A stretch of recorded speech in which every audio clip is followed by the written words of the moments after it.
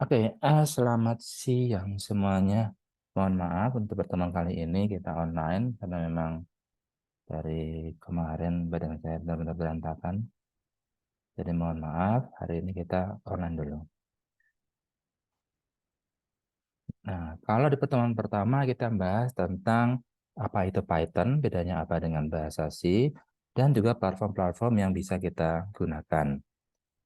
Kemudian di minggu kedua, yang sistemnya asinkronus kemarin itu, kita membahas tentang tipe data, termasuk operasinya, termasuk juga percabangan. Nah, hari ini kita akan bahas tentang perulangan atau looping.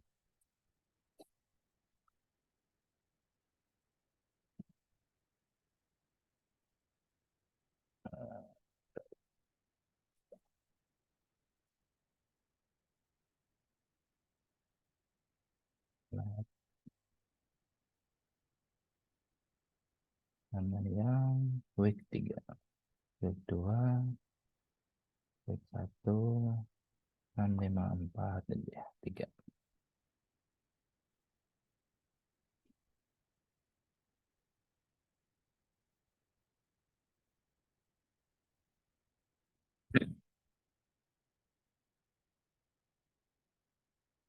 Oke, apa sebenarnya branch? Kita evaluasi sedikit dari branch ya, if ya. Apa sebenarnya branch dan juga looping? Nah, kalau kita membuat sebuah program, secara default, dia akan dijalankan baris per baris. Dari baris paling atas, kemudian di bawahnya lagi, dan seterusnya sampai selesai. Nah, pada suatu ketika, pada suatu kondisi di mana kita ingin men-skip satu atau beberapa statement, maka kita bisa menggunakan branch atau looping. Jadi sebenarnya branch dan looping itu adalah suatu mekanisme untuk kita bisa mengatur flow dari program kita. Di Python cukup sederhana untuk branch, yaitu dengan menggunakan if, dan kemudian boolean expression. Kalau expression di sini nilainya adalah true, T-nya besar, maka dia akan mengerjakan ini. Tapi kalau enggak, ya di skip. Oke, kita coba.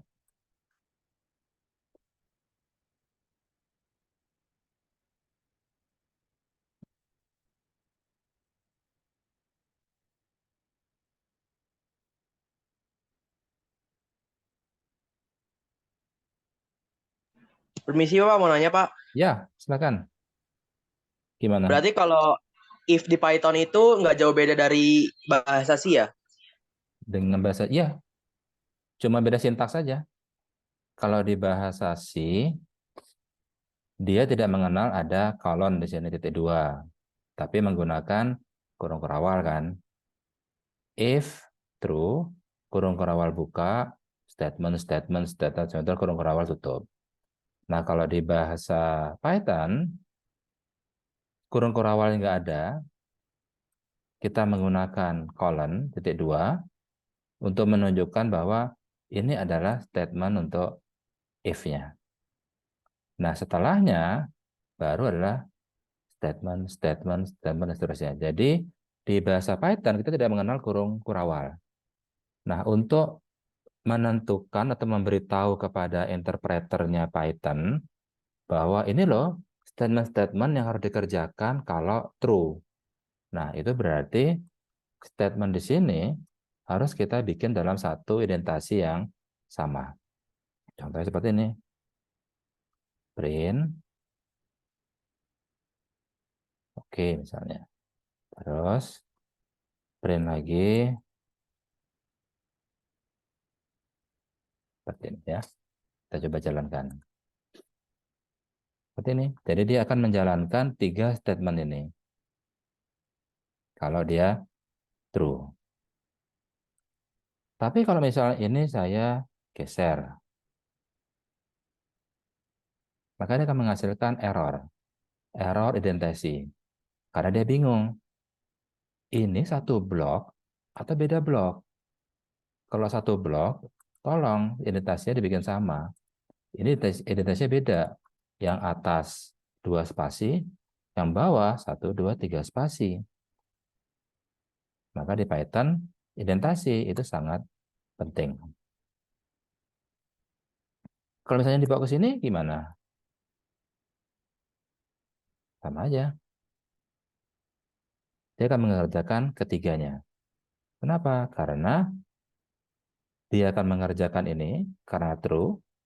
Setelah itu, dia akan mengerjakan ini. Jadi ini print OK dan print hidden itu di luar dari if.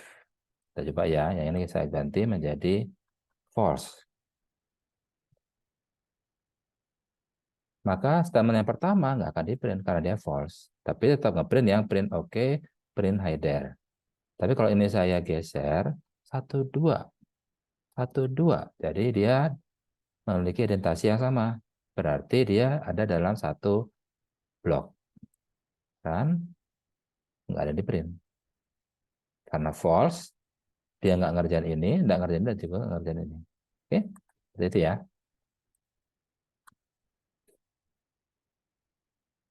Lanjut lagi ya. Kemudian, oh ini tadi sudah bilang, dia akan mengganti kurung kurawal dengan menggunakan block of code. Ini. Oke, kita coba aja. Print, please input a positive integer number. Berarti bilangan bulat dan positif. Oke, kita tulis misalnya 10. Yes, you have done well, my apprentice. Kita coba lagi.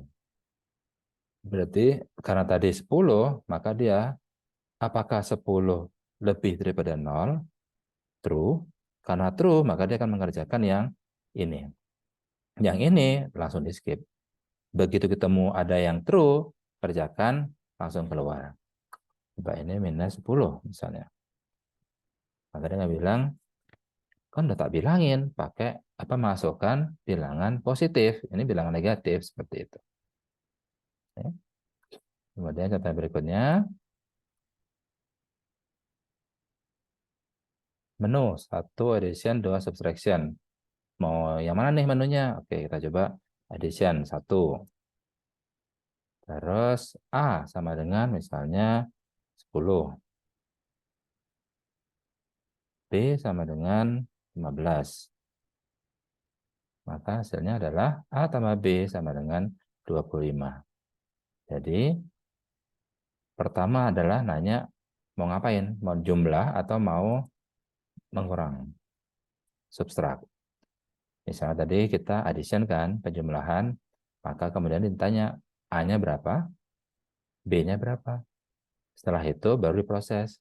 Kalau menunya adalah 1, maka print A tambah B sama dengan A plus B. Selesai. Dia nggak akan mengerjakan ini, dan juga nggak akan mengerjakan yang ini. Tapi kalau misalnya saya masukinnya menu 1 penjumlahan, menu 2 pengurangan.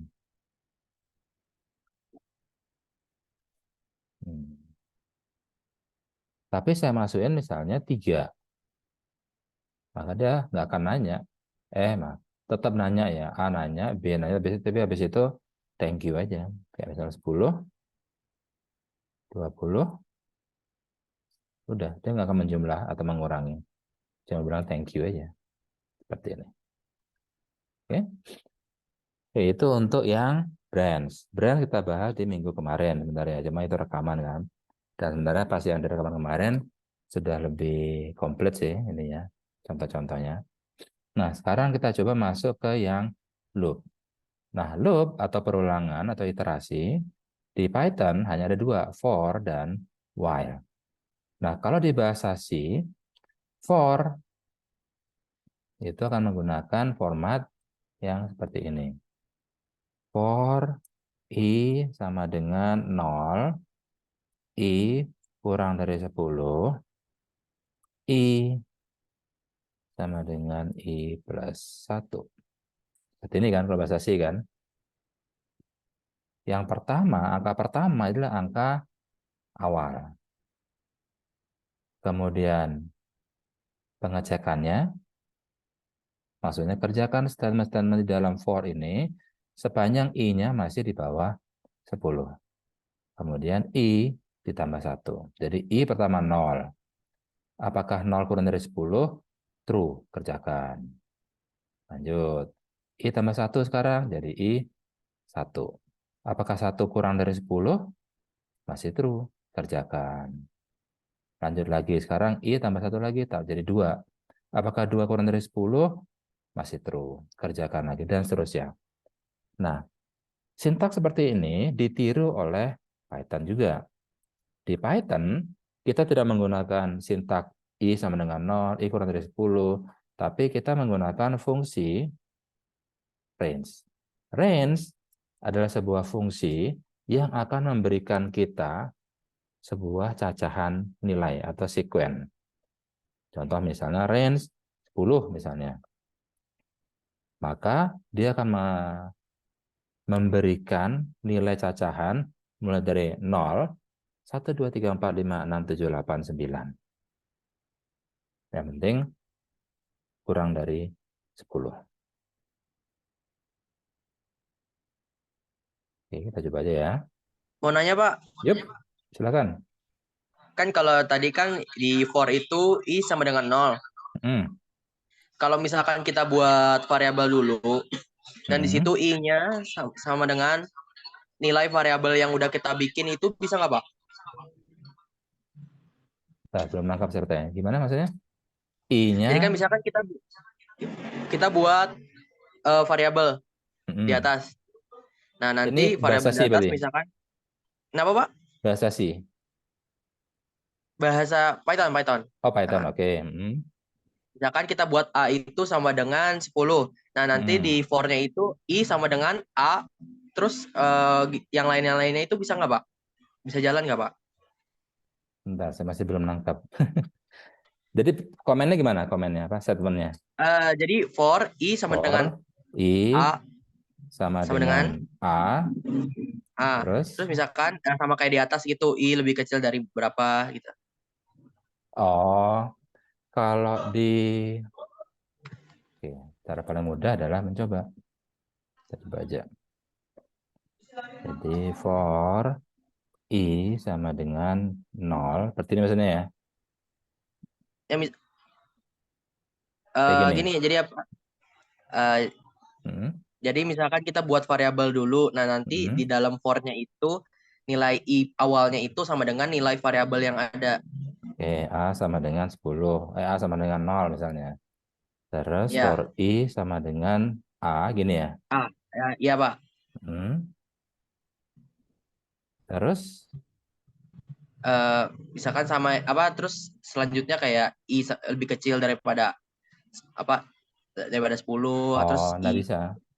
Kalau di nggak bisa ya, Pak? Python, sintaksnya nggak seperti itu. Jadi dia, apa, uh, for, itu dia akan melakukan perulangan. Nah, perulangannya itu dia perlu cacahan. Cacahannya itu bisa menggunakan range, atau nanti bisa menggunakan string. Jadi kalau pakai Oh, oke, seperti Pak. ini nggak bisa di Python. Jadi sintaksnya nggak seperti ini. Oke, terima kasih, Oke, Pak. Oke, misalnya seperti ini ya. For I in range 3. Dia jadi apa ya? Print I. Dia jadi 0, 1, 2. Kalau misalnya saya ubah, misalnya 5, maka dia jadi 0, 1, 2, 3, 4. Kelihatan ya ininya ya, relasinya ya. Jadi range 5. Berarti dia akan memberikan cacahan ke I. I pertama adalah 0, oke. Kemudian looping berikutnya I jadi 1, kemudian I jadi 2, I jadi 3, I jadi 4. Stop. Seperti ini. Oke, nah range bisa menggunakan dua angka juga. Kalau tadi range 5 berarti startnya 0 kan. Kalau range 2,5 berarti startnya 2. Berarti ini. 2, 3, 4. Stop. Dia nggak nyampe 5. Jadi format seperti ini, dia setara dengan ini, setara dengan for, kalau udah bahasa C, I sama dengan 2, I masih kurang daripada 5, dan I plus plus. Seperti ini. Atau kalau misalnya bingung dengan ini, I sama dengan I plus 1. Ini. Kemudian range juga bisa pakai 3 angka. Yang berarti ini startnya, ini kondisinya, dan ini lompatannya. Kita coba. Pertama adalah 2, kemudian apakah 2 masih di bawah 8? Masih true. Tambah 3, jadi 5. 5 masih di bawah 8, masih true, print 5. 5 tambah 3, 8, ups, sudah nggak boleh. Seperti ini. Oke. Jadi ini looping di bahasa Python, tapi menggunakan range. Jadi di Python, for, kemudian variabel yang akan kita beri nilai yang berubah-ubah terus, kemudian dia bisa kita tambahkan in maksudnya dia adalah cacahan. Kalau setelah in ini ada range, maka si in ini, yang ini, dia nanya ke range, range, mana nilai-nilai yang mau kamu kasih ke saya? Nah, range yang ngasih, oke, ini 2, ini 5, udah. Itu fungsi dari in. Jadi dia akan mencacah isi dari range ini. Makanya kalau int yang dihapus, ya nggak bisa. Justru int di sini yang nanti akan minta ke fungsi range, mana nilai-nilai yang mau kamu kasih ke saya. Oke, ini untuk range. Nah, kemudian contoh lainnya. Dulu. Misalnya A sama dengan input. Ya. Kemudian for I in A, print I.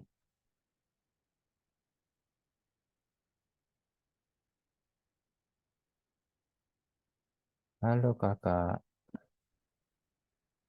enter. Maka dia akan menuliskan HALO spasi KAKAK. Nah, kok bisa? Nah, karena A di sini adalah sebuah string. Ingat kan? Fungsi input akan memberikan string. String, dia adalah sequence of karakter atau deretan huruf. Nah, karena saya minta in A, maka si fungsi in di sini, ini bukan fungsi tapi operator, operator in di sini minta ke A, A, mana nilai-nilainya kamu? Gitu. Nah, A memberikan H besar, A kecil, L, O, spasi, KA, KAK, seperti ini. Oke, nangkap ya? Jadi fungsi in di sini, dia akan minta mana cacahannya. Tolong berikan saya nilai-nilai yang kamu ada di kamu. Gitu. Jadi bisa pakai range, bisa juga pakai string. Karena string adalah sequence of karakter atau deretan huruf. Range, dia adalah sequence of number atau deretan angka.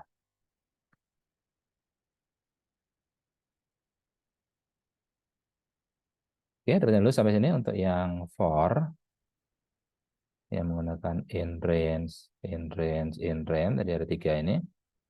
Jadi 5 di sini bukan, saya akan ngeprint 5 angka, bukan. Tapi ini adalah kondisinya. Sama seperti di bahasa C, kondisinya ini. Pak, boleh izin bertanya, Pak? Yep, silakan Mas Hanif. Kalau misalkan kita ingin ngeprint dari 1 sampai 10, cuman Hmm? cuman itu decreasing gitu. Misalnya dari 10, 9, 8 itu bisa nggak, Pak? Nah, pertanyaan bagus ini. Oke, kita coba aja ya. Jadi, bisa nggak kita ngeprint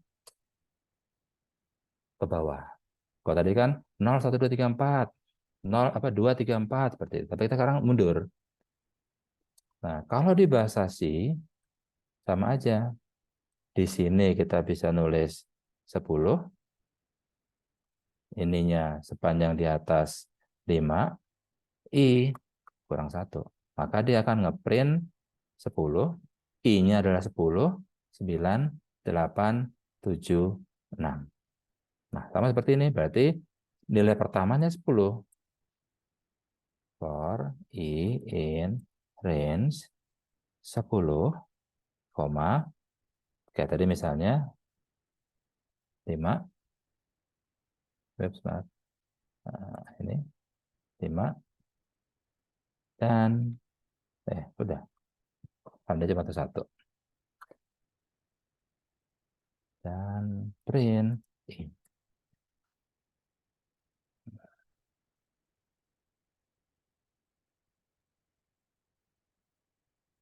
Nggak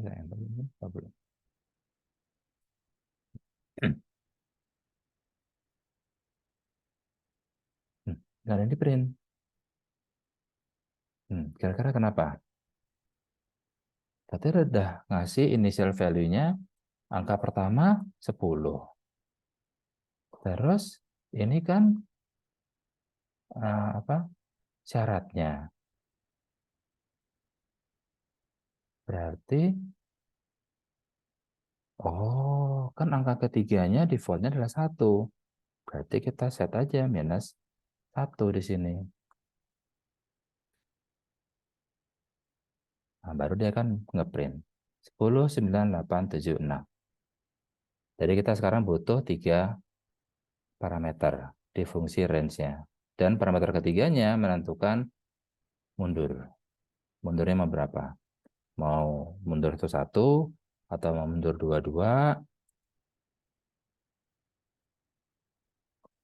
atau mau mundurnya 3. Seperti ini. Maaf Pak, mau nanya. Silakan. Itu kan yang nomor 15 kan inputnya A-nya input ya Pak. Nah itu masuknya ke string integer apa Pak? Nah, Kalau kalau misalkan hasilnya. oke. Kalau kita menggunakan fungsi input, maka yang kita berikan itu selalu string. Makanya kalau angka masukan di sini mau kita hitung, misalnya masukkan A, maka A tambah B misalnya itu. Maka kita harus ubah menggunakan casting fungsi di sini, casting function ini. Nah, tadi di sini tadi. Nah, ini A sama dengan integer input ini. Jadi kita ditanya berapa nilai A-nya. Nah, fungsi input itu akan memberikan return value string. Jadi hasil dari input itu selalu string, selalu kalimat. Sehingga kalau kita masukin di sini 10 misalnya gitu, 10-nya itu bukan angka, tapi kalimat. Makanya kita butuh casting function int untuk mengubah string tadi menjadi angka. Makanya sekarang A memiliki nilai 10 dan 10-nya adalah angka. B juga yang ini, input hasilnya string. Kita misalnya input 20 misalnya. 20-nya itu kalimat. Maka kita butuh casting function int untuk mengubahnya menjadi menjadi bilangan bulat. Sehingga B nilainya adalah 20. Seperti itu. Oke, makasih Pak. Oke.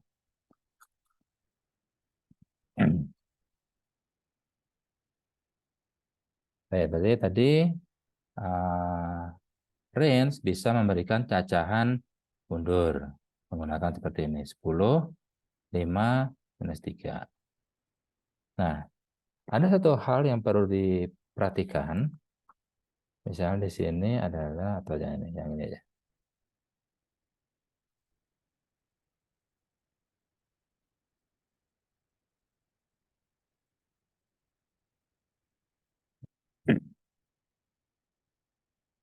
I in range 5. Range 5 akan memberikan cacahan mulai dari 0, karena di sini nggak ada angka pertamanya. Jadi mulai dari 0, kemudian 1, 2, 3, 4. Nah, I yang terakhir ternyata nilainya tetap 4, bukan 5. Sementara kalau kita pakai bahasa C, misalnya seperti di sini, 5, kayak gini kan.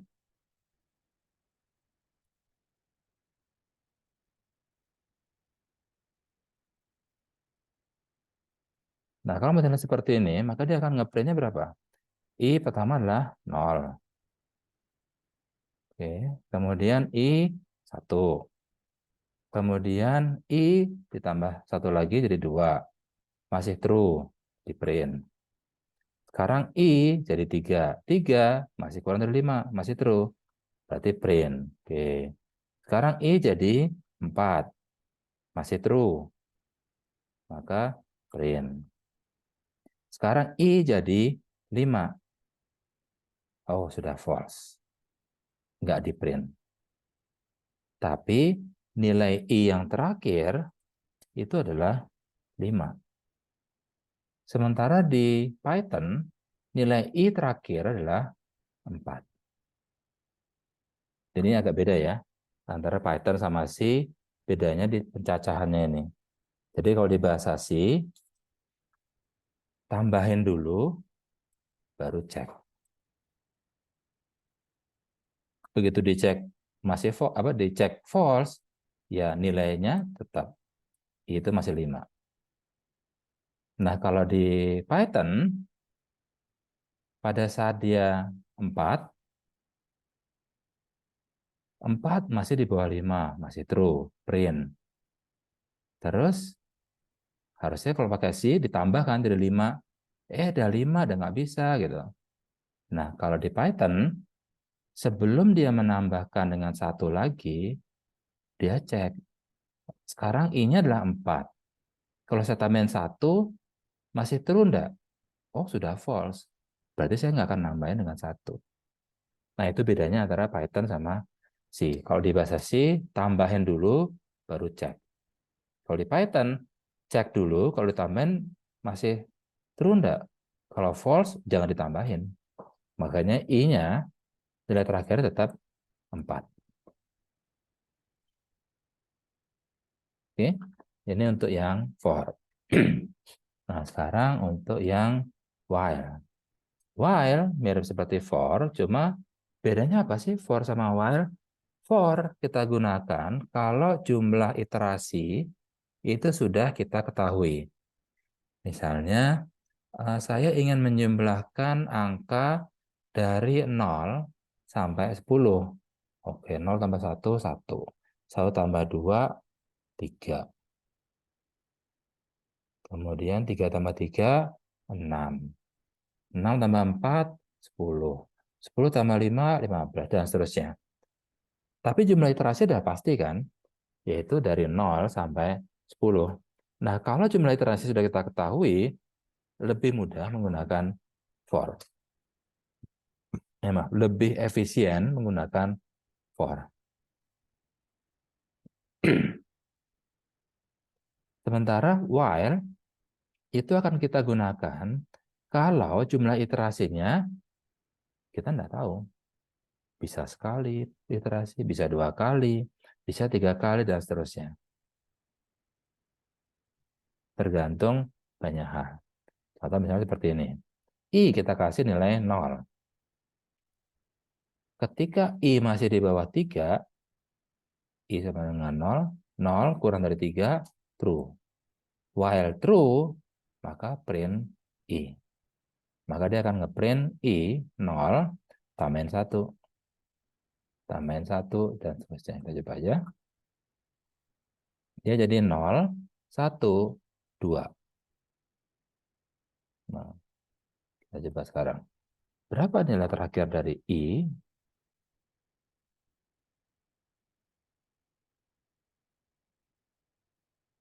Nah, nilai terakhirnya sekarang adalah 3. Kenapa? Ya karena dia jumlahin dulu, baru dicek. Sama seperti bahasa C jadinya. Tambahin dulu, baru cek. Kalau yang for tadi kan, cek dulu. Kalau oke, baru tambahin. Kalau udah oke, jangan tambahin. Seperti itu. Ya.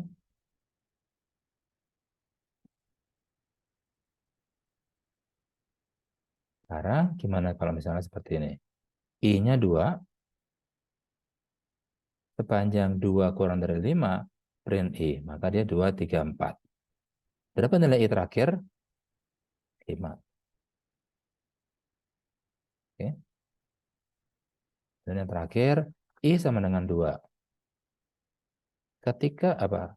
While I masih kurang dari 8, print I. Nah, sekarang I-nya itu lompat 33. Jadi mirip seperti yang di sini. Ini range 5, range 25, 28, 3. Ini. Maka dia pertama 2. 2 kurang dari 8, true. Print 2. Sekarang 2 jadi 5. Apakah 5 kurang dari 8? True. Print 5. 5 jadi 8. 5. I jadi 8. Apakah 8 kurang dari 8? Oh, false. Maka nggak dikerjain. Tapi I terakhir adalah 8. Nah, di sini kalau kita print I, nilai terakhir dari I adalah 8. Nah, sekarang gimana kalau misalnya yang tadi kita diminta untuk bikin hitung mundur. Berarti I sama dengan 10 misalnya. While I lebih besar daripada 5, print I, I sama dengan I kurangi 1. Maka hasilnya adalah 10, 9, 8, 7, 6. Dan I terakhir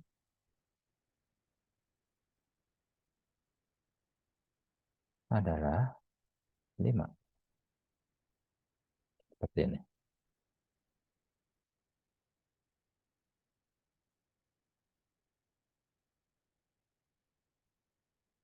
Oke, ada pertanyaan dulu sampai sini? Kalau enggak, kita coba satu lagi. Oke, satu lagi ya. Ini notebook. Nah, sekarang saya ingin membuat sebuah looping di dalam looping. Misalnya saya ingin membuat sebuah matriks. Dan matriksnya adalah seperti ini. 1, 2, 3. Dan kemudian 4, 5, 6. Misalnya seperti ini. Jadi berarti saya harus ngeprint dulu 1, 2, 3. Kemudian turun ke bawah, ngeprint lagi 4, 5, 6. Nah, berarti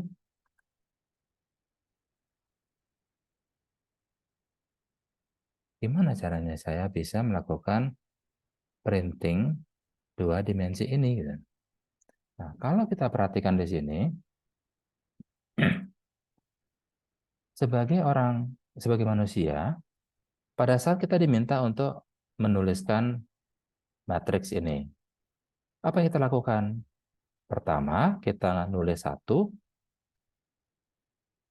kemudian nulis 2, kemudian nulis 3, dan kemudian turun ke bawah. Nulis 4, nulis 5, dan nulis 6. Nah, berarti saya akan membutuhkan sebuah looping untuk menuliskan 1, 2, 3. Kemudian turun ke bawah, nuliskan 4, 5, 6. Nah, berarti saya akan nanya dulu. Jumlah barisnya mau berapa?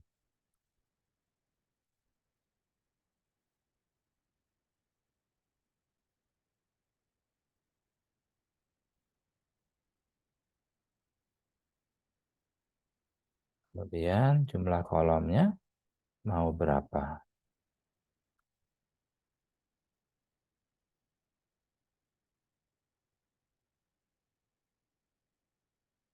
Jadi jumlah barisnya itu adalah, tadi ada 2 baris kan? 1, 2, 3, 4, 5, 6. 2 baris. Kolomnya ada 3. Kolom pertama adalah 1 dan 4, 2, 5, 3, 6. Oke, nah sekarang kita akan menggunakan, kita akan ngeprint 1, 3 dulu berarti. Berarti I sama dengan 1. Kemudian saya akan ngeprint. Ngeprintnya adalah 1, 2, 3 dulu. Berarti apa yang akan kita lakukan pertama, yaitu ngeprint 1, 2, 3, itu akan menjadi loop yang di dalam. Dan kemudian pekerjaan berikutnya, yaitu ngeprint baris 4, 5, 6, itu berarti looping di luarnya. Berarti sekarang kita membutuhkan 2 buah loop. Oke. Inner loop dan outer loop. Inner loop-nya adalah yang pertama kita lakukan. Berarti ngeprint 1, 3. Itu inner loop-nya.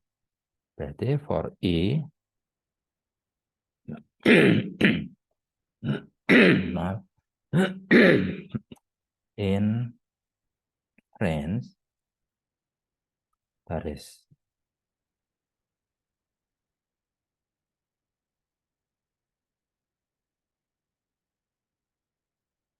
Kemudian print I. Oke, kita coba dulu nih ya.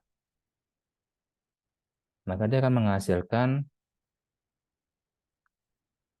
oh, belum, masih connecting.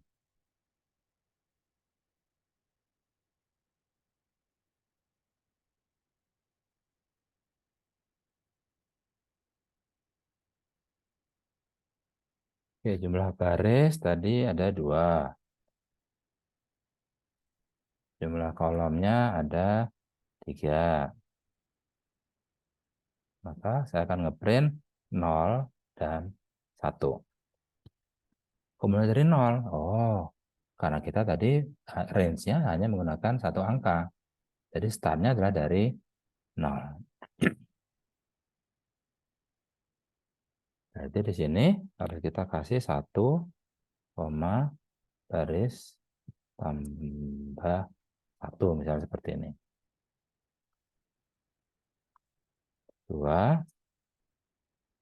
ya. Oke, 1 dan 2. Tapi kok ngeprintnya ke bawah ya? Padahal kita pengennya ngeprintnya ke samping kan? Dan kok cuma sampai 2? Oh, salah kita. Kenapa kita pakai baris? Harusnya kita pakai yang kolom kan di sini. Karena jumlah kolom. Nah, terus gimana cara biar dia ngeprintnya ke samping? Nah, ya nanti aja. Ini adalah inner loop-nya. Dan sekarang baru ada outer loop-nya. Berarti ini masuk. Baru di sini ada for C misalnya. Ini udah nggak perlu ya. For C in range 1, baris tambah 1.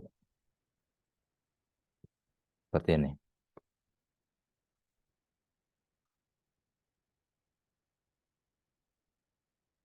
Jumlah baris 2. Jumlah kolom 3. Maka dia ngeprint seperti ini. 1, 2, 3. 1, 2, 3 jadinya. Oke, enggak apa. Cuma yang jadi masalah adalah kok turunnya ke bawah ya? Kalau kita pengennya ke samping kan. Nah, salah satu kekurangan dari print di sini, kalau di bahasa C, kalau kita menggunakan bahasa C, print F, dia akan ngeprint, tapi nggak turun ke bawah. Kalau mau diturun ke bawah, kita biasanya nambahkan dengan \n, seperti ini kan. Jadi misalnya, halo, \n, maka dia akan menuliskan HALO, kemudian turun ke bawah. Kalau kita tidak kasih \n, maka dia HALO, udah, dia nggak turun ke bawah. Nah, itu di bahasa C, enak jadinya. Kita bisa ngasih tahu, sekarang ngeprint di bawah gitu. Nah, di Python, dia cuma ada print. Dan setiap kali dia selesai ngeprint, dia akan otomatis ngasih new line, ganti baris, jadi baris ke bawah. Itu salah satu kekurangan dari print. Nah, gimana cara mengakali biar dia nggak turun ke bawah? Nah, itu nanti kita bahas di 2 minggu lagi, masalah tentang string. Oke, ini aja dulu untuk yang apa?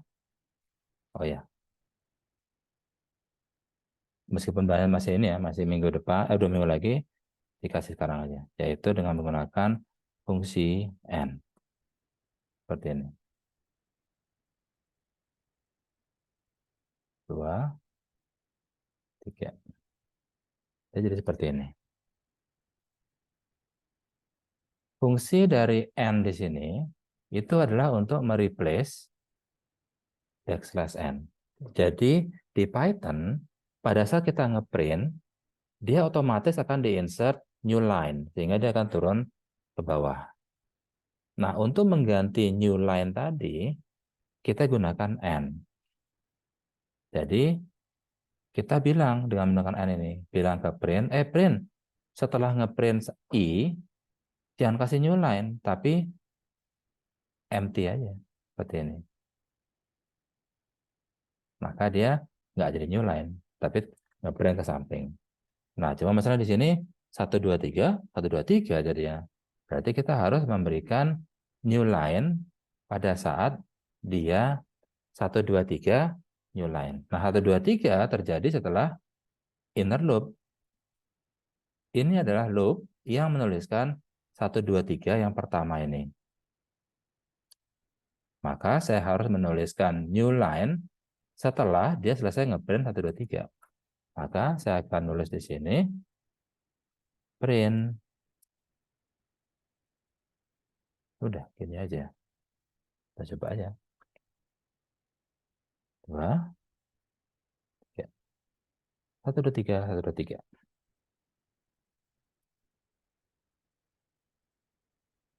Oke. Terus gimana cara biar 1, 2, 3, 4, 5, 6? Nah, di sini baru kita harus menggunakan, jangan pakai I dan J ini yang kita print, tapi kita menggunakan satu variabel sendiri. I sama dengan 1 misalnya. Maka di sini, nggak usah. Karena kita nggak pakai baris dan kolom untuk ngeprint I-nya. Tapi di sini kita pakai, bukan I ya, maaf. Ini misalnya A. Maka yang kita print adalah A. Dan kemudian setelah di print, kita tambahkan A sama dengan A tambah 1. Biar nambah sendiri dia. 2, 3. Seperti ini. 1, 2, 3, 4, 5, 6. Oke? Bingung? Nggak usah khawatir. Nanti kita ada banyak latihan agar nanti teman-teman terbiasa membuat loops di dalam loop. Jadi ada inner loop dan ada outer loop. Tapi sebagai rule of thumb-nya, jadi sebagai aturan utamanya, kita coba jalankan iterasinya sebagai manusia dulu. Misal tadi, kita disuruh ngeprint 1, 2, 3, 4, 5, 6. Kalau kita sebagai manusia, nulisnya gimana? 1, 2, 3, ganti baris. 4, 5, 6, ganti baris.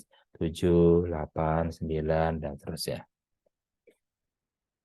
Nah, dengan memahami urutan pekerjaan itu, kita bisa nentuin mana yang jadi inner loop dan mana yang jadi outer loop. Inner loop adalah yang kita kerjakan pertama kali. Ini dia.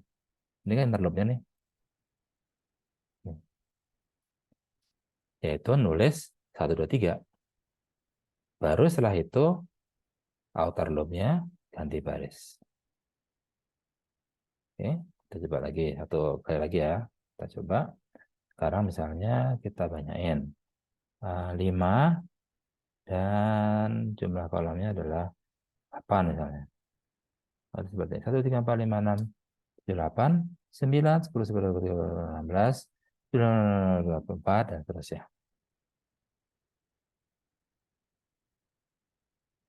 Oke.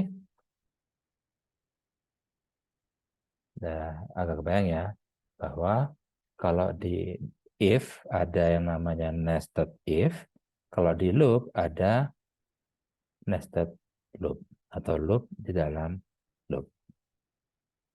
Tadi kita loop dalam loopnya hanya menggunakan for. Kalau pakai while bisa juga. Jadi misalnya diganti dengan while, sama aja. Cuma harus dipikirkan logiknya. Seperti apa dia lagi ngeprintnya.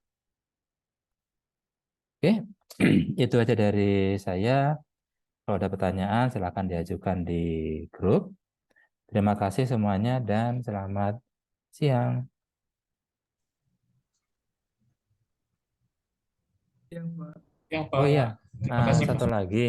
Minggu depan saya nggak bisa ngajar. Jadi minggu depan asinkronus lagi paling ya. Kalau minggu depan ada konferensi di Bali. Jadi nanti kita asinkronus minggu depan. Mohon maaf untuk itu. Terima kasih. Baik, Pak. Terima kasih, Pak.